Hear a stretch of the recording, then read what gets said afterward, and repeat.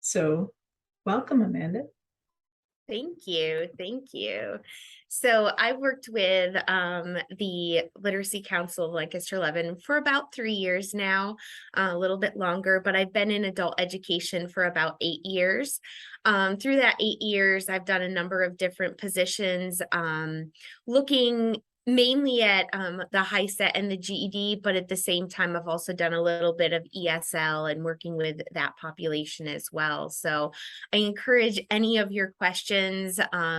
If you have anything specific that you would like me to, highlight, feel free to let me know. And if I don't know the answers to the question, I'll be happy to follow up with an email or a website that hopefully would be able to help you get that information out. I like to say that I know a lot, but I don't know everything. So feel free to challenge me, but I will definitely let you know if it's something that's a little bit out of my wheelhouse.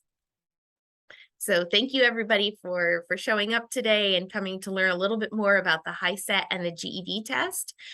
So these are the two high school equivalency exams that Pennsylvania recognizes.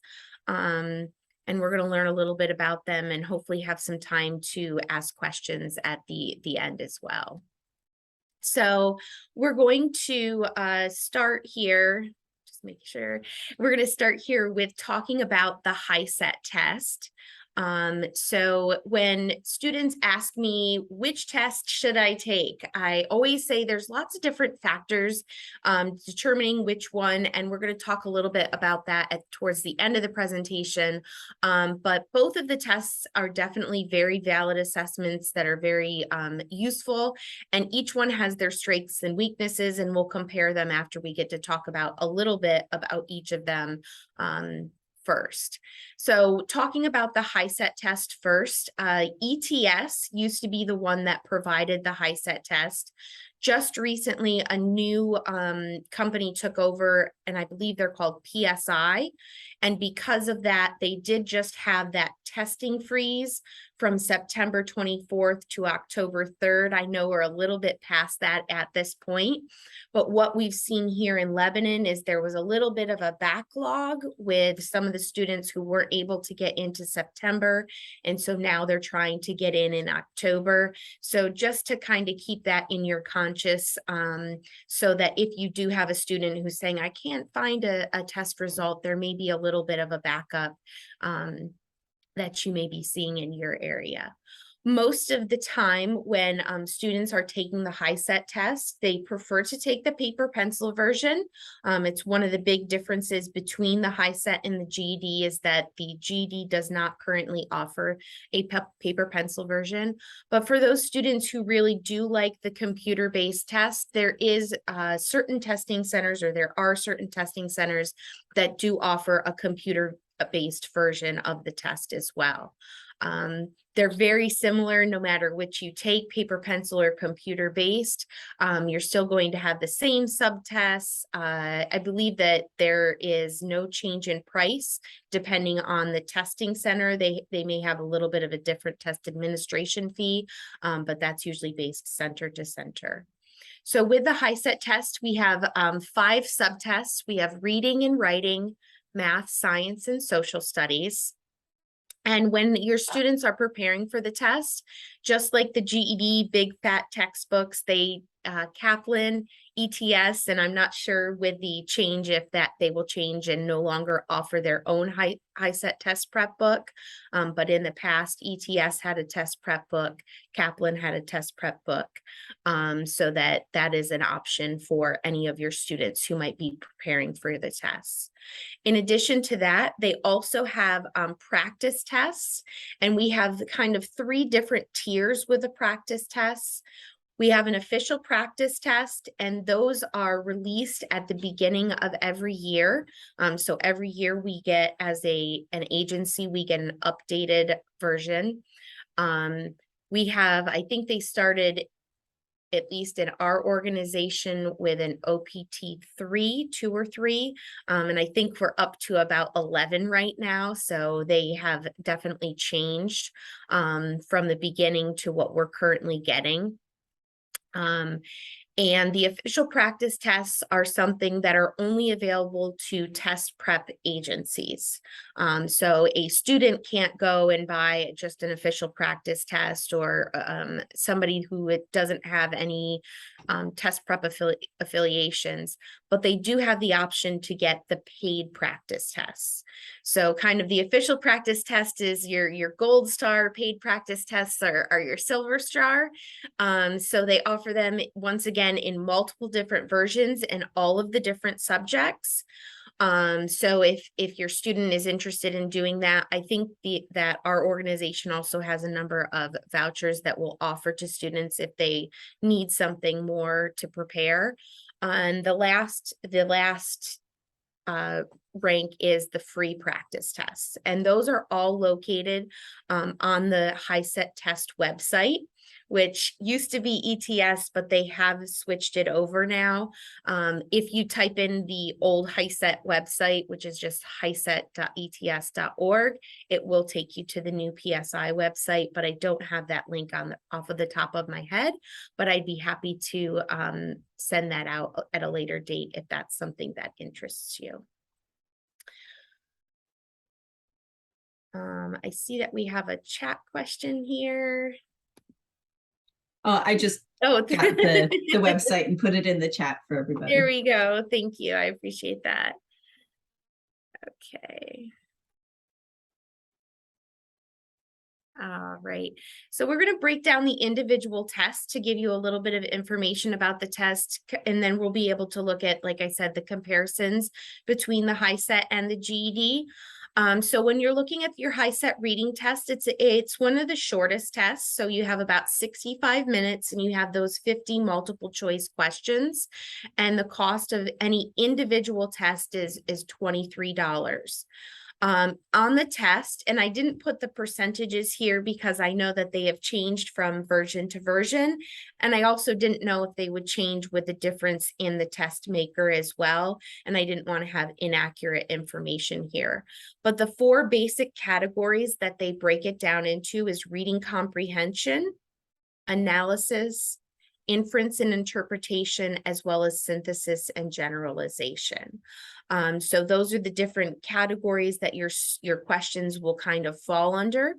The nice thing, or the thing that I really like about each of the practice tests, is that you're able to see which category each of the questions is under, whether it's considered an easy, a medium, or a hard question in that category, as well as looking at how many of those questions are making up that individual practice test. So what I like to do is a little bit of test analysis. I'm a math person, so I like to take how many of those questions they got wrong, because just because they scored in the green doesn't necessarily mean that they didn't totally miss a section, and they may not be prepared in that area before I would recommend them to take their actual test. So I always like to make sure that they have a nice breakdown of each area so that they feel confident when they're walking into the test. After our reading test, we're going to look at our writing test, which is the one that a lot of my students have a lot of anxiety about taking, because we have those 60 multiple choice questions, plus we have the ever important essay. So that one does give 120 minutes. One of the things that a lot of my students like, some of them want to get that essay done right away, and then they want to worry about the multiple choice questions, and they have that autonomy when they're taking the test to decide what they would like to do first. So if they want to get the essay done first and then do the questions, they can, which is a strategy that I talk to a lot of my students about. Sometimes they need a little bit of time to digest that essay topic. And so because of that, I tell them, do maybe half of the questions and then go ahead and do the essay, and then they can come back to finish the other questions. It all really just depends on the individual student, but they know what they've got and they can move back and forth between those 2 sections without any limits. So for some students, that's a positive. The test is the same cost, $23 for any individual test on the Hiset, and they cover writing conventions, language facility, and organization of ideas. And once again, if you look at those practice tests, you can break it down into any one of those categories to see, where are they really struggling on the writing test, or do they have a good cross between the different topic areas. The next one is the ever important math test. Some students love it, some students hate it. We've got the 55 multiple choice questions. We do have a formula sheet, which if you've ever looked at the Hiset formula sheet is a little bit different than the GED formula sheet. I usually, for my students, will print out the Hiset and the GED formula sheet so they can see the differences. But also sometimes we realize that there are things that we wish were on the formula sheet that we didn't know weren't, or that we realize, we really need to make sure we understand that so that we can use it when the test comes. It also gives my students a little bit of time to prepare themselves as to where they're going to look on the formula sheet when they need help with a particular type of question, and how they can try and use it to help them during the test. So we'll take a minute and look at that in just a second.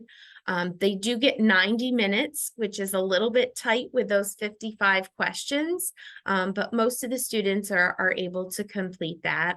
And the cost, once again, is $23. The different sections that are covered: numbers and operations on numbers, algebraic concepts, which really is a very broad category, data analysis, probability and statistics, as well as measurement and geometry.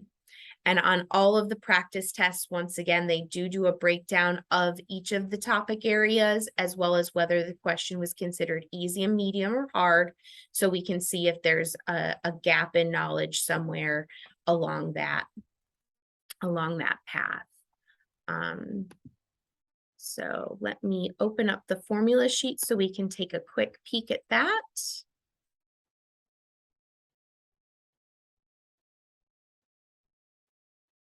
Oops. And I believe I just have to change my share here real quick.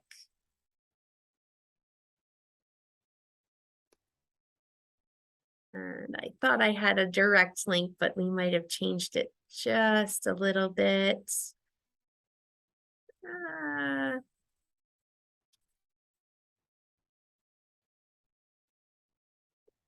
Okay, sources. Sorry about that. Hang on just one second. Okay. This is what happens when they change the test provider. Yes, that happens. Well, after I got the slides too, I should have double checked that I had what I needed. I didn't think about that, so I apologize for taking a couple extra seconds here.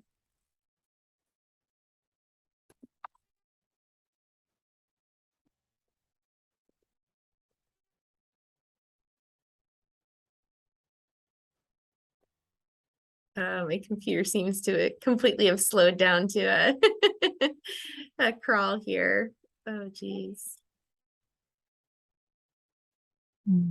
I am just going to do a quick Google search because I know I can usually find it that way easily. And once again, it's a possibility that as the test maker has changed, that this formula sheet might change a little bit as well. So this is the current formula sheet, but please make sure that you keep on top of that to see if that changes. All right, do we see a Hiset formula sheet there? Yeah. Yep. Perfect.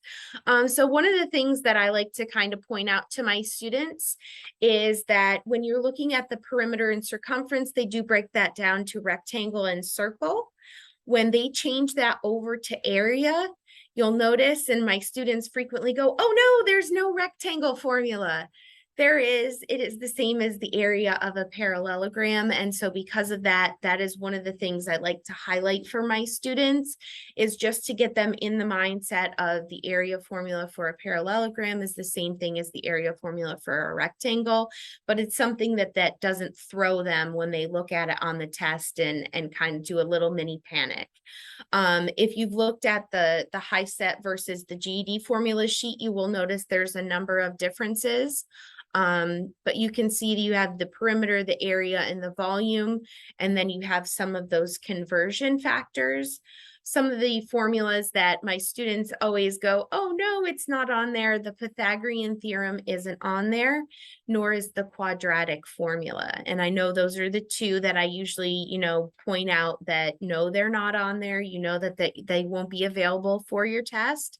Sometimes that's because they're unneeded. Other times that's because that's something that they're directly included in the CCRS standards.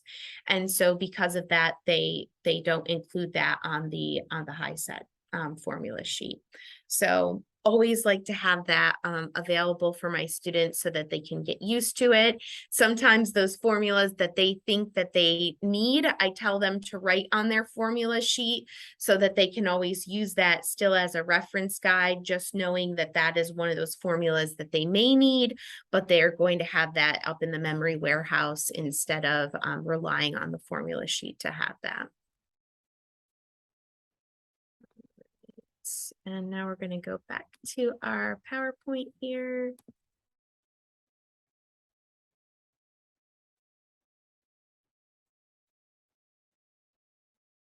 Alrighty, there we go. So after we get through our reading, our writing, our math, those are the big heavy hitters. We have our science and our social studies. So science has 60 multiple choice questions and 80 minutes, so just a little bit less than the math test. I do still think that that's a little bit of a stretch on time because they do ask you to do some math work with charts and graphs, but they also have a little bit of reading as well. Amanda, can you change your share back? Oh, Thank you. There we go. Sorry. Thank you. And once again, cost is $23. The 3 topics that they cover on the science test: life science, physical science, and earth science. And once again, you can break those down to see if there's an area. Physical science tends to be the one that my students are always missing. Life science and earth science, they have at least a little bit of experience with. So you can break that down to see how they're doing in each of those categories. And then last but not least, we have some social studies. So that's 70 minutes, a little bit less than the science test. And they've got 60 multiple choice questions. So you're working about a minute a question. And then they're covering history, civics and government, economics, and geography.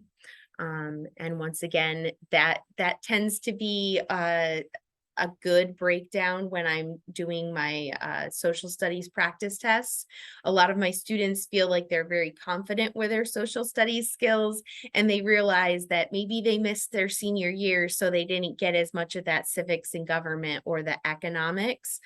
So I think that that's a really important piece to be able to do, especially for the social studies test.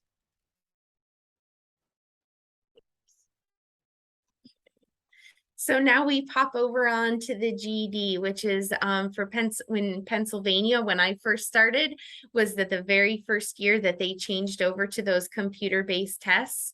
I know some students were happy about it and others were very sad because they just didn't feel comfortable with the computer-based tests.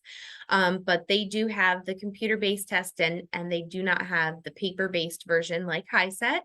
But they have, instead of 5, they've only got 4 tests, which some students like that option to not have to separate out the reading and the writing. So reasoning through language arts includes both of those reading and the writing skills. They have math, science, and social studies. For their practice tests, they do have the prep books, and in the prep books that are made by Kaplan makes one, but I know there's several other GED test makers. I think Pearson VUE has their own one as well. I know that I've seen others at the library frequently has the GED prep books, and they do have like a paper pencil test in there. But if they want an official practice test, they need to take that online. Unlike the Hiset test, the nice thing about the online practice test is that it does give them either a red, yellow, or green score. So they know that they are either kind of prepared, not prepared at all, or well prepared. And then it breaks down the topics in the individual tests that they might benefit from. The only thing I don't like is that they can't see the actual questions that they missed. So sometimes going back and doing that error analysis, did they really not understand the question, or did they not understand how the answers were presented? I think is a valuable piece of information. But it is something that you can do with a prep book. So it's not like you're completely lost if you want to be able to do that with your students. The reasoning through language arts test gives 150 minutes. They do separate that out into 105 minutes for the multiple choice questions and 45 minutes for your essay. So one of the big difference between the Hiset and the GED test, besides the fact that they have those separate tests, is that they're kind of limited in the amount of time that they have to work on their essay. And once they start working on their essay, they can't go back to the multiple choice questions or back and forth. There are 3 sections, one of them being the written essay, and that price is $30. And if they decide to choose to take the at-home test, there is an additional fee in order to be able to do that. And I didn't realize that I didn't cover that with the Hiset, but the Hiset also does have an at-home option. I believe the GED uses OnView and the Hiset uses ProctorU, which are both they're both an remote proctoring option that they have taken advantage of, so that students could take tests during COVID and with test centers being closed down. Some of my students that have tried to take advantage of that have noticed that there's some stringent requirements with tech and with what's going on in the room around you. So it wasn't a good option for them, but I know there have been students that have been able to access that, and they've really enjoyed that they've been able to do that. On the reasoning through language arts, because they combine the reading and the writing, you get reading for meaning, identifying and creating arguments, and then you get the grammar and language questions. One of the things that is a little bit different with the GED test versus the Hiset test as well is that the GED test has different types of questions that the students will see. So when they have the Hiset test, besides the essay, all of the questions are just multiple choice. With the GED test, you have some drag and drop questions. You have some questions where you may be asked to pick from a list. So there's some different things that you may encounter with a GED. That is why I find it's very important for the students to not only create a GED.com account, but to go through those online training tools as they're preparing for their test, so that they feel comfortable with all the different types and test formats or test question formats, and are able to, know how to do the drag and drop with either the trackpad or the mouse. So it's not, once again, no surprises on test day where they're all of a sudden trying to figure out the tech part of that. Right. And I see Lisa says, I understand that the GED test is primarily reading comprehension test. Do students need to have a good recall of facts for the Hiset? So the reading comprehension is what's probably the highest percentage of questions on the GED test. Because those two tests are separated. There probably is a bit more grammar work on the Hiset test, but the essays are also graded a little bit differently in what they're looking for in requirements. And so because that some of them like the GED essay more so than the Hiset. So it's definitely a little bit of a difference between the two.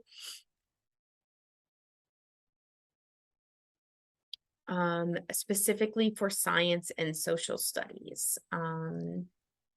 Amanda, if you want, I think I can address it. It's Lynn. Oh, sure.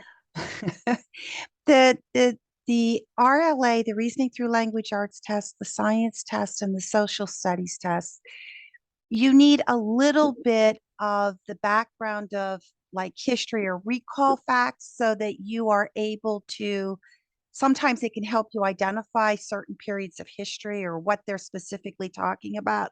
But it is not a test where they're going to say the Constitution was signed in what year. Like you don't have to recall facts that way. So the facts are more to help you understand the specific details. They're looking more for the skill, like the specific details, being able to pull out information from the reading. And that's true on both tests, correct. Okay, thank you, Lynn. I appreciate that. Sorry, Amanda. No, I appreciate the help. Thank you. I wasn't quite sure exactly what she was asking, so perfect. All right. There we go. All right. So for mathematical reasoning, so the GED test, you have 115 minutes, so a little bit more time. They still do have the reference sheet. One of the difference is that it does have two parts, and because it has the two parts, a calculator is only allowed, and it is an on-screen calculator. If you are working at home, that is the only option you have, is the on-screen calculator. You can't have the separate calculator. If you're in a testing center, that can be different. The testing center can offer you a handheld calculator, but if you take the test at home, it is the on-screen calculator or nothing, which is a little bit different. And still only in part 2 of the test, that you're not allowed to use that at all. In part 1, you can see that $30 plus the additional fee if you have the at-home testing option. You're looking at some basic math, some geometry, basic algebra, graphs and functions. So it looks a little bit different than what you might be looking at on the Hiset test. Students always say, well, which one is easier? I don't think either test is easy. I think both of them have their merits in their difficulty. So there's certain things that, you might be like, oh, that's not too bad. And maybe it's not too bad, but there's other things that, are fairly difficult when you're looking at the test. So I always hate that question, which one is easier? They're both really hard. But we are going to look at the GED formula sheet just quickly so you can see some of the differences between those. So I'm going to pull that up. I learned from the first time, and I'm going to go ahead and just pull that up instead of clicking on my link. So that I can share that with you. All right, so I'm going to zoom in a little bit on that just to make sure everybody can get that. So you do see that they have the different shapes once again. So some of the students feel a little bit more comfortable. One of the things that I do like to point out to my students as well is that we have to know what all of those letters mean. So on the Hiset formula test, when you look at the area formula for a trapezoid, it doesn't say B1 and B2. It says it actually spells out base 1 and base 2. So it's an important difference between the two to make sure that they're understanding what is each letter standing for, as well as the R for, on Hiset it says radius, and here it just says the R. But also just making sure that as we look through the surface area and other questions that we understand what all of the different parts are looking at. You do notice that there are some data terms that they explain, as well as looking at the algebra. They have slope, intercept, quadratic formula, simple interest. So there's a number of different formulas that are on the GED formula sheet that aren't on the Hiset formula sheet. But you will notice that the conversion factors are not on there. It has been my experience that when the GED test is asking you to create it or do a problem where you're being asked to convert from one to the other, if it's a conversion factor they believe that you should know, they won't give it to you. But if it's something that might be a little bit more off base, perhaps like feet to miles or something like that, they will give you that in the question. So I kind of like that they gave the extra formulas, but they still give you the conversions if you need them. But I know that's a difference as well that I like to make sure I point out to my students.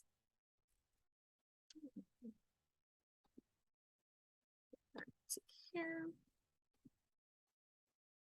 All right. So now we can move on to our GED Social Studies. So about the same length of time there. And you see the same price. We've got reading for meaning and social studies, analyzing historical events and arguments. So definitely looking at that reading comprehension and analyzing and making inferences, as well as using numbers and graphs in social studies. So with the Hiset Social Studies test, as well as the Hiset Science test, you do get the calculator that you're allowed to use if you're interested with that. And realizing I don't remember if you can use the calculator on the social studies and science test for GED, but I'm kind of thinking, yes, you can. Yeah, you can. You see you nodding your head. Thank you for confirming that. I was thinking, but it's been a little bit since I double checked that, so I appreciate that. All right. Go. And your science test, for the science test, you've got about 90 minutes, and you're looking at reading it for meaning in science, designing and interpreting science experiments, which I think is a little bit different than what you're looking at on the Hiset test. But there are still some of the same components. I know with the Hiset test, I've seen questions about setting up a hypothesis or setting up an experiment, but they're a little bit different in that they may ask you to answer a multiple choice question versus that drag and drop where you're really trying to figure out, what needs to come first and second. So a little bit of a difference there, as well as using number and graphics in science. So I always tell my students, just because you pass the math test doesn't mean you don't get to see any more math. It definitely shows up in science and social studies. So you want to make sure that they have a strong understanding of those data and statistics and things like that. All right. So when you're looking at the Hiset or the GED test, like I said, I've gotten that question, how easy is one or how hard is the other? One of the things I always like to point out to my students, because most of them are familiar with the GED, but they may not have familiarity with the Hiset test, is that the only way an employer or a school or someone of that nature would know whether or not you took the Hiset or the GED test is if they cared to look at your transcript. So with your transcript, you're going to see that there's a difference in scoring.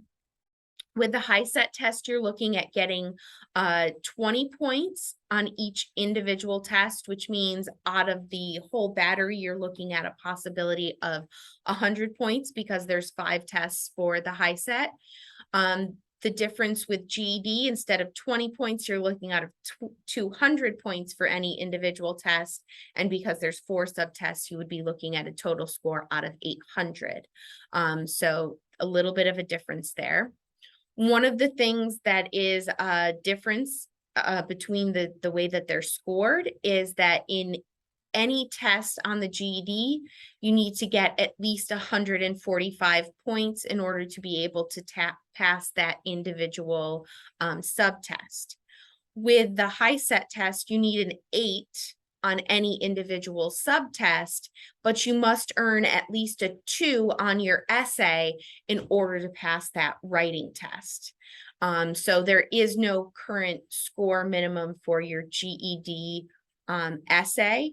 And so because of that, that could throw things off for you a little bit. The other thing is because there's five tests and you need to get an 8 on any individual subtest, you get to make up those 5. I always like to call them your 5 bonus points. You can make them up in any variety of ways. If you get a 9 on each subtest, then you're good to go because 9 times 5, 45.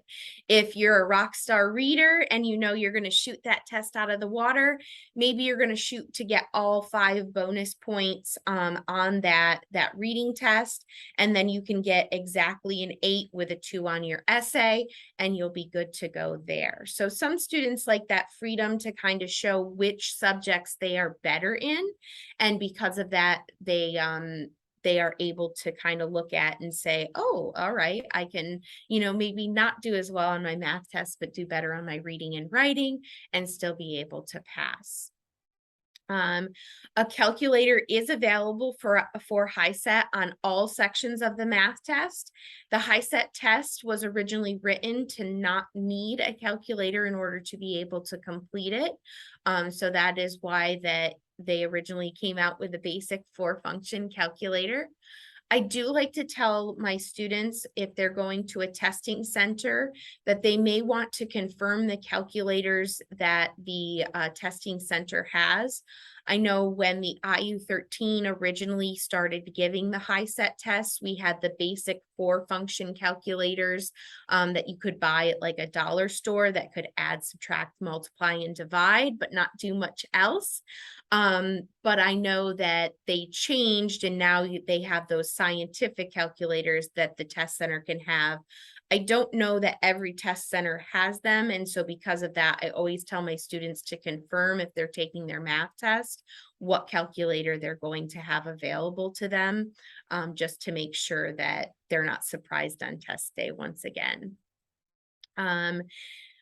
When you look at your actual diploma that you get from the state of Pennsylvania, whether you take your Hiset test or your GED test, your actual secondary certificate looks exactly the same.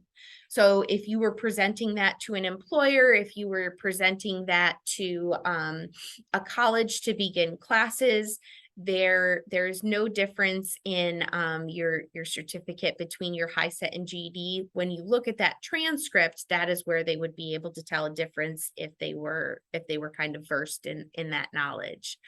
One of the other things that is the same in Hiset and GED is they do have those basic passing scores, but they also do have that college prep level where they're showing that the student is able to complete things at a level where they feel that they could easily go into a college level class and be successful. I've had mixed reports with students. Some students have come back to me and said, oh, they looked at my transcript, they looked at my scores, and they didn't make me take the placement tests. Other times I've had them say, oh, nope, they still made me take the placement tests.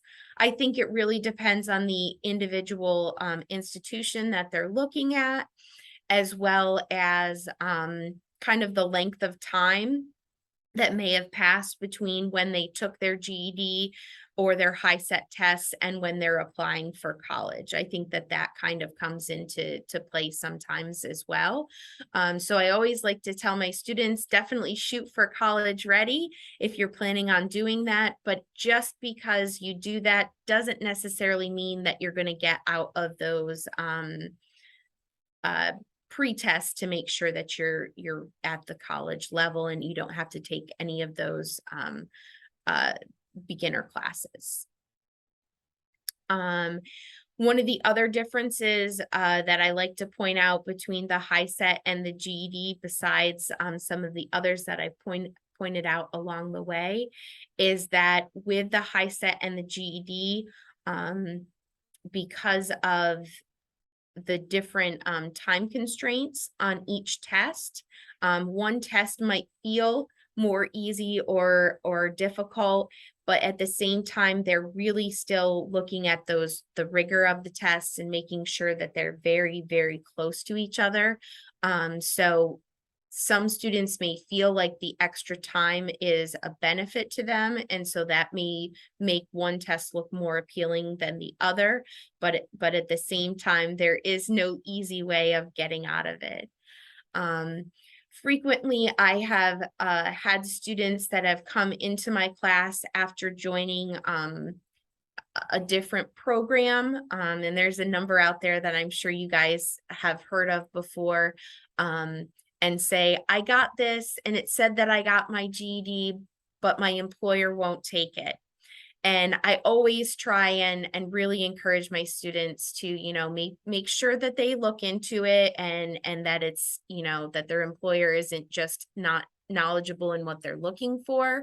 But at the same time, there's unfortunately a lot of different programs that other colleges, universities, and employers won't take. And because of that, make sure that they do their research. Because nobody wants to have to pay for something that doesn't end up panning out in the end.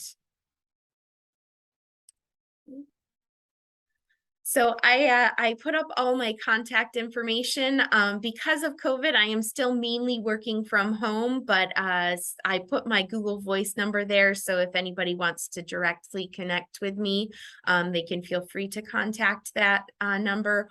And the other number is what takes you to the Lebanon Career Link, which is where the Literacy Council is located inside of. So you can also feel free to reach out to me at that number, as well as my email address. I'm usually pretty good at getting back to emails fairly quickly. So if you have any questions, I'd be happy to try and help you find answers. And I really appreciate, you know, just the time to talk a little bit about the test. One of the things that I would very much recommend, if you haven't looked at it before, are the tutor modules that are on the PDE portal website, or PD portal website. The Hiset ones are and the GED one are excellent, but also one of the things that I didn't feel we really had time to talk about a lot today was the accommodations that you can ask for both Hiset and GED, and looking at the process that you need to go through. I'm currently going through it with one of my students as well, and I know sometimes it can be a little bit of a frustrating process if you are looking at walking through it with your students, and I would highly recommend the information that's there, and starting as early as possible, even if they don't think that they're ready for a test. If they think they're going to want accommodations, start early, because, you know, there's always that little extra bit that needs to get done. And, you know, you never want to try and get yourself into a time crunch where you might be missing your test date or getting an accommodation that you need. And both tests, they usually extend the accommodation as long as the student lets them know. Exactly. Amanda, I have one question. Sure. Now that the Hiset, or it's not the Hiset, the Hiset test, now that it has a new owner per se, are they still following the retest guidelines? Do you know? Because I haven't had a chance to look at that. I haven't had a ton of time to look at that, because like I said, there was a little bit of a backlog of information from everything that I have been looking at, and, you know, kind of as I've been exploring, I have not seen any difference in the retake guidelines or any of that currently. I think especially because we're kind of in the middle of a program year. I know it's not really the middle, but it feels like the middle already. I don't think that they're going to be making, it looks like at least they're not going to be looking at making any sweeping changes in the near future. I do always, you know, recommend, I have the Hiset website and the GED website kind of bookmarked so that I can continually go back and check for any of those updates. And I do recommend my students getting on the email list. They're like, I don't need those emails. And I'm like, it's that one time that you do though. So I do recommend if students are getting ready that they sign up for the emails and that they get an account, just so that they know where things are and where they can access them, but also for those updates and changes, because yeah, I'm not really sure what's going to happen as they get in there. Thank you. Yeah, I would echo that, especially since they're changing over. I noticed on the website that at the top there's a tab for test takers and another for test setters and adult educators, and there isn't any login required. So volunteers can definitely go into the part for adult educators and get information there as well. And one of the things that I didn't realize until way after the fact is that I had a student who was planning on taking the test in Spanish. So English and Spanish are the two languages that both tests are currently being offered in. And the Spanish test does have a little bit of a different requirement with the reading. So normally the reading test on the Hiset is 60 minutes, but for the Spanish, because there are additional words, it is 75 minutes. I know one of my students was really upset because she didn't realize that, and neither did her proctor. And unfortunately, she didn't have time to finish her test, and she didn't know to request that extra 15 minutes of time. It was it was one of those things that was a freak accident that happened because it was a new test proctor, and it was a student that was her first test she was taking as well. But making sure that our students are aware of that, and that the resources are available to the tutors, to the volunteers, to the teachers without that login. I thought I needed a login because it was asking me to, and then I realized I could get to the prep resources without it, and I was like, oh man. So yes, absolutely, I recommend being familiar with the websites and making sure that your students are as well.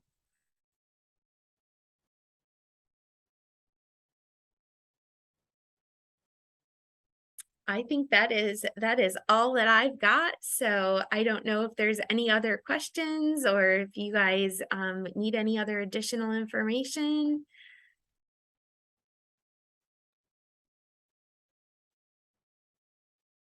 Well, thanks a lot, Amanda. It's been a little while since I delved into this in this level of detail. So it's interesting to see what has and has not changed. Absolutely, absolutely. Well, I'm going to stop the recording.